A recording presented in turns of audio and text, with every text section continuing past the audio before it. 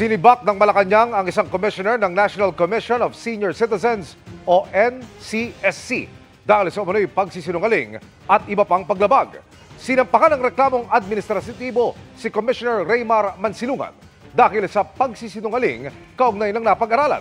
Lumalabas umanong hindi natapos o nakapag-aral ng journalism sa University of the Philippines taliwas sa resume na isinumiti niya nang mag-apply sa komisyon. Sobra rin umano ang paggamit ni Mansilungan ng oras at kagamitan ng NCSC sa pagdalo niya ng iba't ibang lakad na hindi naman daw sakop ng trabaho. Nagbigay rin umano si Mansilungan ng grant para sa bonus sa hindi kwalipikadong personnel at tumanggi ring magtalaga ng executive director na nominado ng executive secretary.